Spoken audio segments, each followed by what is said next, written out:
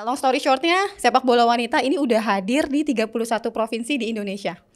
Targetnya emang semua provinsi satu Indonesia deh, semuanya harus bisa sama-sama ngembangin sepak bola wanita. Targetnya di tahun ini kayak gitu sih. Oh, tapi Asprof, kita ngomongnya Asprof ya berarti ya? Asprof ASBWI ASBWI ya? provinsi, ya. ASBWI provinsi ini jalan nih?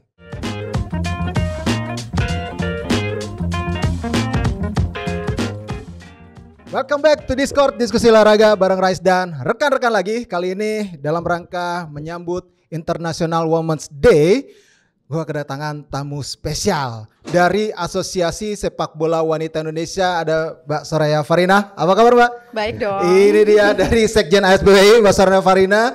Dia sekarang menjadi Sekjen ASBWI sekaligus bosnya Persik Kediri. Tapi kita sekarang pengen ngomong tentang sepak bola wanita ya. Oke. Mungkin pertama saya pengen ngobrol dulu nih soal ASBWI ini sejauh ini sudah hampir mungkin 7 tahun ya berdiri. Kalau saya tidak salah.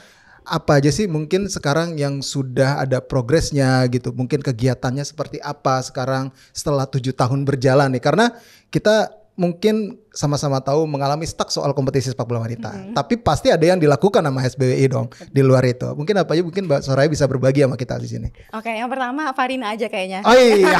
Karena kayak saya sendiri juga asing dengan Soraya. Tapi ASBWI benar 7 tahun karena kita berdiri 7 Desember 2017 di Palembang.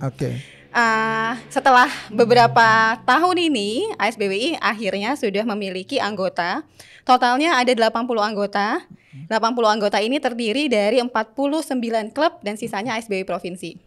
Jadi long story shortnya, sepak bola wanita ini udah hadir di 31 provinsi di Indonesia. Targetnya emang semua provinsi satu Indonesia deh, semuanya harus bisa sama-sama ngembangin sepak bola wanita. Targetnya di tahun ini kayak gitu sih. Oh, tapi Asprof, kita ngomongnya Asprof ya berarti ya? Asprof ASBWI ya? provinsi, ya. ASBWI provinsi ini jalan nih? Kan jalan, Asprof PSSI kan ada yang jalan ada yang enggak. Ini jalan kegiatannya dong. Seperti apa nih di tingkat provinsi ya maksudnya gitu? Apa sih kompetisi internal kah atau festival sepak bola wanita kah atau apa sebenarnya? Mungkin sebelumnya gini, jadi ASBWI provinsi ini sebenarnya perpanjangan tangannya ASBWI pusat, tapi bukan kompetitornya Asprof PSSI. Jadi hadirnya ASBWI provinsi ini murni untuk ngebantuin Asprof PSSI di area sepak bola wanita. Yang kita lakukan, kita minta mereka yang pertama harus ada rekomendasi Asprof PSSI.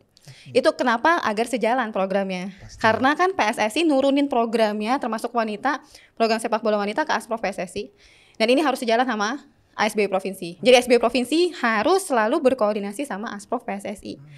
Mereka memang ditakdirkan, diwajibkan untuk punya program kompetisi, tapi bukan sebagai operator. Jadi masuknya ASBWI provinsi adalah untuk bikin format kompetisinya, untuk bantuin pengembangannya dari area grassroots. Jadi benar-benar ngebantuin si Asprof PSSI. Dan regulator ya berarti jadinya ya? Regulator tetap PSSI, regulatornya gitu. Tapi kan memasukkan mengenai format yang baik untuk sepak bola wanita, masukan dari area grassrootsnya, termasuk ngelakuin pengembangan untuk grassrootsnya, itu di ASBWI provinsi. Gitu. Jadi nggak tabrakan sama Asprof. Nah kan kemarin kalau dari yang berkembang teranyar ya setelah perkenalan pelatih timnas sepak bola wanita nih kan PSSI Pak Erik ya terutama sudah menyatakan bakal menggelar kompetisi usia dini dulu nih. Kalau ngomongin sepak bola wanita nih gitu. Nah sekarang ASBWI sudah diajak ngobrol belum? Maksudnya untuk formatnya seperti apa? Mungkin bisa dikasih tahu bocorannya. Bukan udah diajak ngobrol, sebelum Coach Mochi kita panggilnya datang, kita udah duduk bareng dengan PSSI beberapa kali. Termasuk Pak Ketua Umumnya ASBWI, Pak Nadarsyah udah ketemu sama Pak Ketua Umum PSSI Pak Erick Thohir juga. Jadi memang amanahnya karena targetnya itu kan adalah kita bermain di Piala Dunia tahun 2035. Jadi kan sekitar 11 tahun lagi dari sekarang nih. Jadi kita harus mengembangkan pemain dari usia 8 tahun saat ini. Diamanatin, mungkin teman-teman juga udah pernah dengar Milk Life jalanin yang di Kudus dan nantinya akan ada di beberapa kota lainnya. Itu jalanin dari usia 8 sampai 14. ASBWI jalanin area festivalnya di area 10, 12, area kompetisinya di atas 14 tahun, 15 dan seterusnya. Seniornya PSSI. Gitu. Jadi sebenarnya udah kejahit banget sih ini. Tapi yang nanti yang terbaru ini bakal kayak gitu, ngelibatinnya klub-klub yang memang sudah ada atau ada klub baru dibuka open gitu, Atau misalnya kompetisi grassroots ini nanti yang Liga 1 suruh ikutan juga wajib itu apa gimana? Ini ngomongin yang mana nih? Mas Rais BTW di beneran berat loh. Ini kompetisi sepak bola wanita. Sepak bola wanita yang diminta sama Pak Erik itu, yang digagas kan usia dini nih. Usia dini kan katanya dari mulai usia dini grassroots nih. Nah, dari situ dibuka open atau nanti tim-tim Liga 1 misalnya atau klub-klub yang udah ada itu wajib mengirimkan timnya, membentuk tim seperti yang pernah udah ada tuh waktu Liga 1 Putri 2019. Apa kayak gitu lagi atau beda format lagi? Beda dan sama. Jadi ada beda dua hal, Mas. Yang pertama, kalau ngomongin klub Liga 1, ada area klub licensing yang harus dipenuhi nih untuk klub profesional. Salah satunya kan memiliki tim wanita. Di samping itu mereka, klub Liga 1 juga wajib punya program pengembangan grassroots usia dini. Grassroots kan juga ada boys and girl. Betul. Ya, itu jadi terpisah nih. Nah, kalau untuk pengembangan sepak bola wanita dari grassrootsnya, itu ke klub mana saja, apa saja. Yang homogen sepak bola wanita, sebagai informasi, saat ini tuh sudah hampir 100 klub yang ada di Indonesia. Jadi yang terdaftar di ASBWI dan kita dorong juga terdaftar di Asprof itu saat ini sudah ada 49 klub. Ke 49 klub ini semuanya punya legalitas. Jadi punya badan hukum, punya program pengembangan, udah memenuhi syarat yang standar yang ada di klub licensing, baru mereka bisa jadi anggotanya ASBWI. Jadi yang sisanya kemana? Belum. Yang sisa klub itu mereka belum memenuhi syarat ini, makanya belum diterima jadi anggotanya ASBWI. Berarti 49 itu yang udah? 49 udah, dan itu udah mumpuni lah. Kita boleh bilang mereka mumpuni, mereka punya kategori usia. Sebagian punya kategori usia 8, dan majority punya kategori usia 15, 17. Yang 8, 13 itu mereka rata-rata punya. Itu di Pulau Jawa saja kah atau ada yang dari luar? Lain, ada yang lain. Iya, kayak yang paling banyak itu Jawa Tengah. Paling banyak Jawa Tengah. Ya, itu paling banyak tuh klub sepak bola wanita yang sudah memenuhi syarat. Ya. Berarti mereka yang kemungkinan besar nanti akan menjadi pionir lah ya. Indeed, betul. Iya, jadi pionir. Kapan mulainya Mbak Farina? Kalau dari timeline-nya mungkin sudah dibahas gitu. Udah dibahas. Jadi kalau tahun lalu sebenarnya kita udah bikin kompetisi yang U15-nya dan itu berkesinambungan. Nggak berhenti. Jadi di semester kedua ini setelah Juli itu akan ada kompetisi 15 dan 17. Nah, jadi kategori kompetisinya nanti ya akan dimulai nanti 15, 17 dan 15, 17, 20 sampai 23 dan senior. Oke. Ya. Tapi jangan ditanya dulu kapan pasti tanggalnya, karena nanti kan kita ada timeline yang kapan kita bisa announce tanggalnya. Oke, kita nggak tanya itu dulu. Tapi kalau menurut Mbak Farina sendiri, kompetisi yang ideal untuk sepak bola wanita di Indonesia itu seperti apa sih? Untuk formatnya, yang profesional atau yang amatir nih? Boleh dua-duanya nggak apa-apa. Amatir kayak gimana? Kalau sudah ada gambarannya, yang profesional harusnya kayak gimana gitu? Kalau amatir sebenarnya kita bisa bilang ini udah on the track nih. Karena PSSI pun juga serius banget dalam ngembangin sepak bola wanitanya. ASBWI sebagai anggotanya juga sama. Dan kita udah mulai, yang ideal adalah kita mulai dari usia 8 tahun. Bentuknya bukan kompetisi, bentuknya kayak festival. Sampai dengan usia 14 tahun kita sudah mulai kompetisi. Dan ini yang kita lakukan. Di semua provinsi sama, kita wajibkan. Tapi tentunya nggak semua provinsi sudah 100% bisa running sepak bola wanitanya secara ideal. Profesional, kalau menurut ASBWI, dan kita juga duduk bareng dengan PSSI beberapa kali, ini adalah kompetisi yang terpisah dengan kompetisi pria. Jadi antara pria yang Liga 1, klub-klubnya semua itu beda dengan wanita kompetisinya. So kasarnya gini deh, kalau yang di pria ada yang terdegradasi, yang wanita jangan ikut terdegradasi gitu. Tetap aja kalau misalnya dia ada di level atas, memang nggak ada di papan bawah, harusnya tetap ada di situ ya.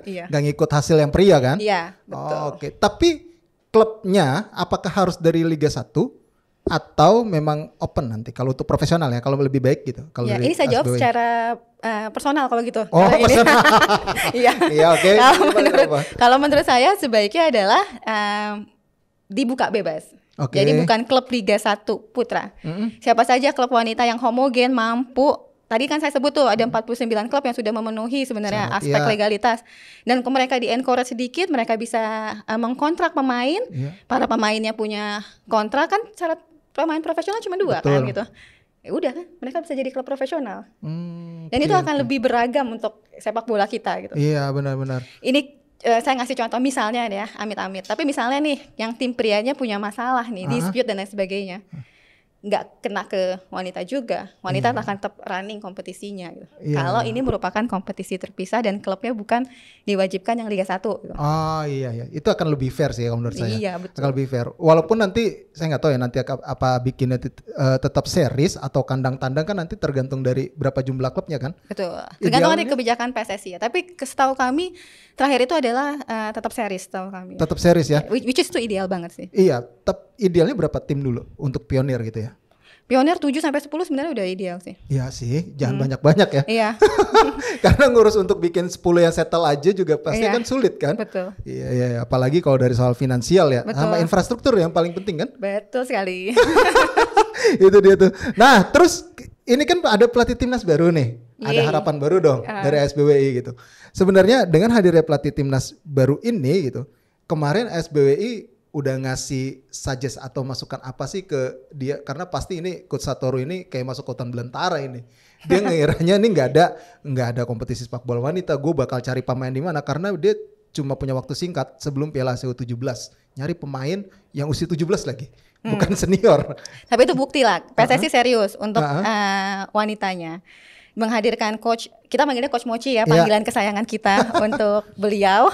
Jadi Coach Mochi ini bagi ASBW juga sosok yang ideal, baik, bisa memahami langsung kondisi yang ada di Indonesia. Kalau misalnya dia bilang masuk ke hutan belantara, enggak juga sih Mas gitu, karena pastinya kan sebelum ke Indonesia udah di riset dulu ya. Dan kemudian pas ketemu sama ASBWI, ketika kita ketemu juga kita bicara tentang ini nih ada banyak nih klub di Indonesia, dan beliau happy gitu mengetahui bahwa sebenarnya Indonesia sudah ada di fase ini sih gitu. Oke, dia nggak dari nol banget gitu ya? Indeed, betul, nggak dari nol banget. Tapi nanti pemain-pemainnya berarti prosesnya seleksinya nanti ASBWI ikut fasilitasi? Proses apa nih? Seleksi timnas U17. Siapapun juga sebenarnya dilibatkan ya, karena ini kan seleksi yang menjaring pemain yang benar-benar berkualitas untuk Piala Asia kan. Iya, betul. Jadi sebenarnya terbuka kepada siapapun yang memang punya pemain yang memang bisa membantu Coach Mochi untuk dapetin pemain, ya pasti dibuka lah gitu. Dia ngasih ini juga nggak sih? Maksudnya pasti ada sharing pendapat gitu agar bisa settle-nya sepak bola wanita Indonesia. Dia kan dituntut juga untuk bangun fondasi nih pasti gitu. Ada nggak tukar pikiran? Saya udah ngasih ide nih, kalau bisa dibikin seperti ini dong gitu, bisa nggak gitu ASBWI bantu gitu, ada nggak sharing kayak gitu sama? Ada, tapi yang saya cuma mau cerita satu doang. Waktu pas dia bilang gini, kemarin kan tanggal 2 kita ada acara di bareng sama Persija tuh, di Sawangan. Nah Coach Mochi bilang, ini kalau misalnya semua kursus lisensi bentuk praktek sepak bola wanita keren banget nih gitu, berarti kan satu Indonesia nih yang ngelaksanain kayak gini gitu. Dari awal tuh pelatih udah dikenalin sama sepak bola wanita. Itu sih yang saya pengen bilang, satu aja dulu. Satu dulu ya. Tapi kebayang loh, maksudnya kalau ketika semua kursus, sebagian kursus pelatih, prakteknya itu sepak bola wanita. Jadi kan kursus pelatih itu kan ada sesi ketika mereka interaksi nih. Betul. Praktek lapangan. Yes, betul. Nah itu sepak bola wanita. Oke. Karena akan berbeda dia melatih pria dengan wanita ya. Tak kenal maka tak sayang. Iya betul. Nah, tapi kalau berbicara sekarang dari sisi kita ngomongin ASBWI ini sudah bertahan hampir 7 tahun, tentu nggak mudah ya. Karena ini butuh juga pendanaan yang kuat. Ini terkait dengan bisnis sepak bola wanita, saya pengen bahas juga nih dikit-dikit. Karena ini kaitannya nanti kalau misalnya kita gelar sepak bola wanita, peluangnya seperti apa sih untuk menjalankan bisnis sepak bola wanita ini gitu loh. Kalau dari Mbak Farina sendiri melihat perkembangan untuk industri ini bisa berkembang seperti apa sih sebenarnya? Bisa banget, tapi ya sepak bola wanita ini bukan cuma sekedar pertandingan. 2 kali 45 menit, bagaimana anak perempuan harus ya jadi pemain bola gitu. Gimana caranya mereka masuk timnas, bukan cuma itu. Ini tentang kita nih, tentang wanita. Jadi yang kalau ngomongin bisnis, banyak trendsetter itu berdasarkan dari wanita. Gaya hidup, lifestyle, semuanya wanita sebenarnya yang banyak menjadi penginfluence. termasuk di area bisnis tentunya. Jadi kita optimis sebenarnya ini sudah masuk ke fase di mana kita bisa mengembangkan bisnisnya sepak bola wanita. Tapi bukan cuma dari yang tadi tuh, bukan jadi cuma kita ngomongin e-board di lapangan nih gitu. Tapi kita ngomongin juga lifestyle-nya. Saya sedikit flashback ke 2017. Saat itu kan ketika PSSI ngasih amanat ke ASBWI, duduk bareng sama sebagian dari stakeholdernya sepak bola wanita, ngerembukan kita mau ngapain sih di sepak bola wanita gitu. Tantangannya berdarah-darahnya banyak banget nih gitu. Orang pertemuan pertama aja itu sesi curhat gitu. Semuanya pada curhat tantangannya gitu. Sampai akhirnya kita semua bersepakat, udah kita ubah aja image-nya gitu. Yang diubah adalah image si sepak bola wanitanya, bahwa wanita itu keren, wanita itu tangguh, dan kalau misalnya kita nggak masuk ke fase change the image, di 2017 itu kita nggak kenal namanya Zahra Musdalifah, kita nggak kenal Syafira Ika dan lain sebagainya, karena mereka di fase tahun-tahun awal itu yang kita menggunakan mereka untuk memperkenalkan pemain sepak bola wanita keren, nggak lupa pendidikan, nggak lupa juga kodratnya sebagai wanita, bisa banget untuk jadi balik lagi tadi trendsetter untuk olahraga. Bukan untuk bola doang. Tapi sekarang banyak anggapan miring juga terhadap sepak bola wanita ini. Kadang-kadang cuma wanita yang main sepak bola cuma buat jadi selebgram aja gitu. Tapi dari skillnya kurang nih. Jadi selebgram juga nggak apa-apa. Ya nggak apa-apa sebenarnya, itu sah-sah aja ya. Itu branding personal lah ya. Personal branding gitu. Tapi banyak juga ya ada sisi lain yang melihat, wah ini cuma udah buat fun football doang nih. Kalau SBY juga mungkin sudah melakukan semacam kampanye kah atau semacam itu untuk jangan memandang pesepak bola wanita terutama cuma sekedar selebgram dan fun football doang nih. Sebenarnya kita punya kualitas juga loh gitu. Itu kerja bareng sih ya Mas ya. Si pemain itu sendiri kan tadi Masnya juga jawab Mas Rais. Maksudnya itu kan hak personal juga. Betul.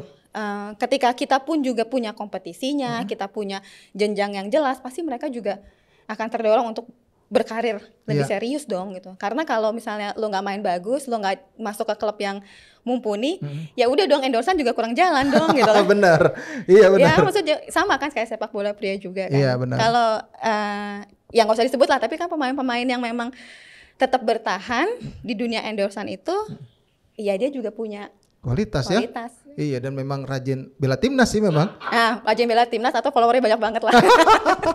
Tapi sekarang gini Mbak Barna, menarik ngelihat fenomena banyak pemain sepak bola wanita akhirnya berani untuk memilih ke luar negeri. Iya, ini sebuah hal yang positif sebenarnya. Mungkin sejauh ini di luar pemain yang keturunan ya, mungkin lebih banyak yang pesepak bola wanita yang di luar negeri sekarang. Kalau saya nggak salah ya, di Arab Saudi ada, di Jepang sekarang ada sekitar 4 ya. Di Eropa saya lupa, itu masih nggak Salika tuh di Eropa tuh.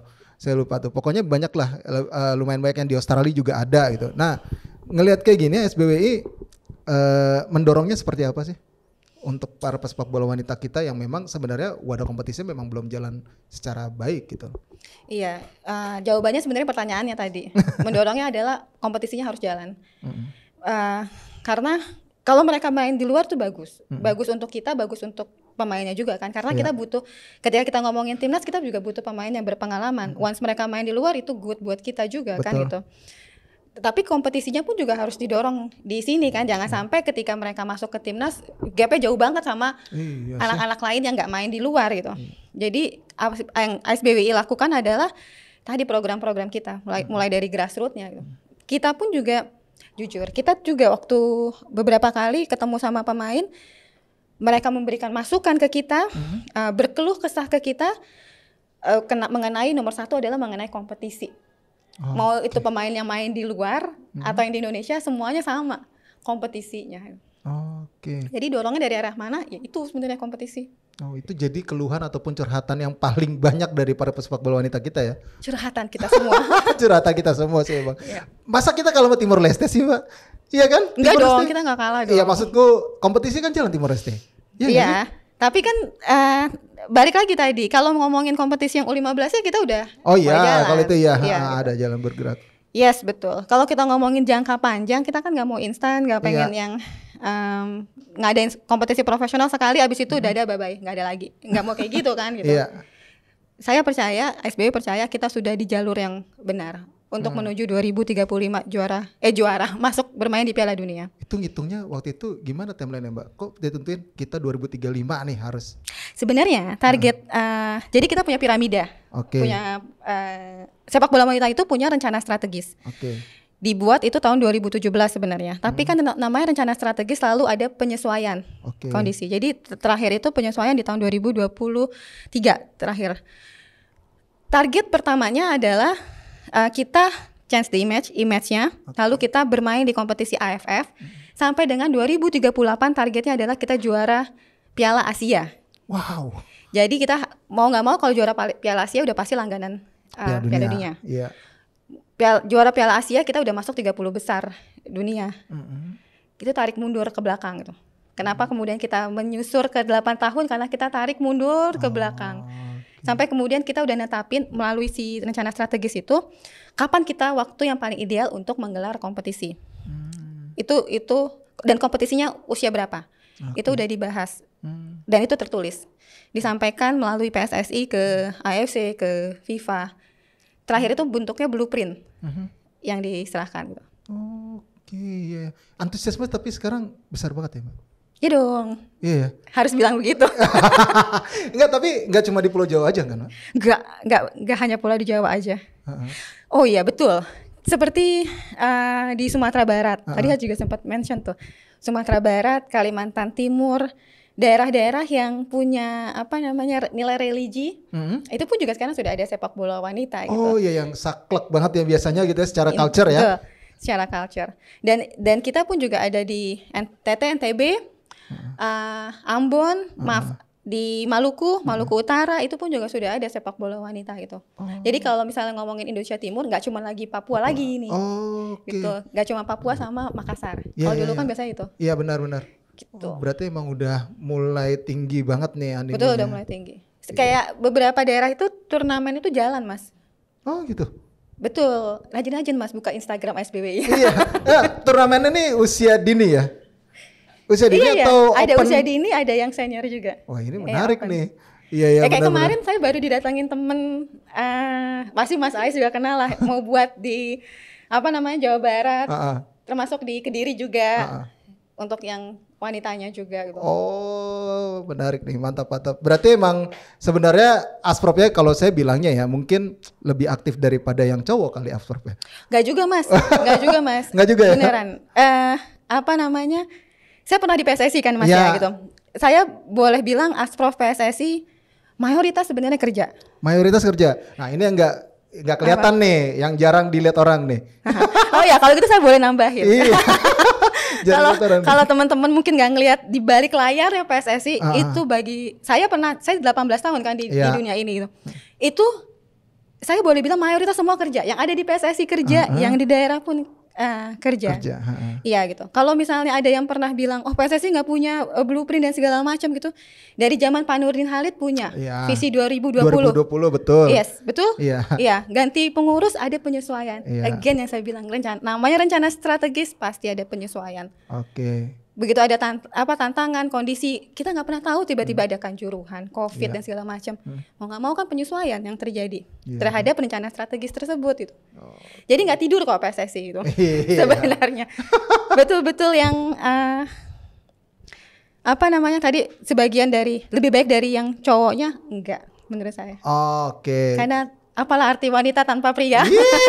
Itu dia tuh. Ngomong apalah arti wanita tanpa pria dalam rangka International Women's Day mau ada event apa sih mungkin dari ASBWI? Ada, kita mau kerja bareng sama PSSI. Apa tuh? Bentuknya festival karena kan emang target dari AFC itu kan adalah pemasalan kalau untuk Women's Day. Jadi bentuknya festival. Usia 10, usia 12. Gitu deh, Mas. Ini di berapa kota atau cuma di satu titik kah atau gimana? Sebenarnya ada beberapa anggota yang juga gelar International Women's Day ini. Tapi dari ASBW sendiri yang PSSI kita di Jabodetabek adainnya. Nanti pusatinnya di mana maksudku, seremoninya gitu di mana? Di Banten. Oh di Stadion Internasional Banten kah atau yang di mana nih? Bantennya mana nih? Bantennya mana nih? Saya mau nilai contekan tapi contekannya di situ. Bantennya mana nih? Apakah di Kelapa II kan masih Banten tuh? Kelapa II Banten juga gitu loh. Atau di Serang gitu. Coba ntar saya japri boleh. Tapi yang pasti Banten lah ya. Maksudnya Banten, ada kegiatan itu, festival grassroots itu. Iya. Oke, dari usia 10 12. sampai 12. Yes. Oke, jadi itu event terkenal untuk International Women's Day. Jadi kalau ada yang punya anak wanita, ya, bener ya? Atau SSB yang apa namanya nanti di open kan? Tinggal datang aja gitu. Actually by invitation sih. Oh, by invitation actually-nya. Tapi kalau ada yang mau meramaikan, mau melihat, ya di festival itu. Yes, betul sekali. Itu harus datang. Nanti juga pasti ya jangan lupa pantau sosmed ASBWI ya. Iya, biar gak ketinggalan info. Iya kan? Kalau target sendiri mungkin terakhir Mbak Farina dari ASBWI, target terdekatnya apa? Target terdekat masih sama Mas Rais, kompetisi. Oke. Kompetisi benar-benar jalan. Jadi kalau yang sebelumnya U15 yang jalan, tahun ini target terdekatnya adalah U15, U17 itu jalan. Oke. Yaudah kita doain, amin banget, semoga kompetisinya jalan dan program-program ASBW-nya bisa berjalan juga Mbak Farina. Amin. Thank you banget Mbak Farina, ya udah gabung di sini, udah berbagi soal sepak bola wanita, mudah-mudahan juga terbuka nih buat para teman-teman scorer juga tentang sepak bola wanita Indonesia. Sebenarnya nggak tidur loh gitu loh, walaupun nggak ada kompetisinya, tapi kegiatannya di level grassroots tetap jalan sama ASBWI. Oke deh, thank you banget buat semuanya di episode kali ini. Jangan lupa untuk follow semua akun sosial medianya dari Skor Indonesia dan juga ASBWI tentunya, baik itu di X, Instagram, TikTok, ataupun jangan lupa subscribe di YouTube. Dan kita juga ada di Noise untuk update-update sepak bola ataupun olahraga terbaru. Jangan juga lupa untuk follow ataupun baca terus di Skor ID, termasuk ada soal sepak bola wanitanya. Itu dia. Thank you sekali lagi Mbak Farina. Thank you sekali lagi teman-teman. Mbak Ratnan dan juga Mbak Farina. Sampai jumpa lagi.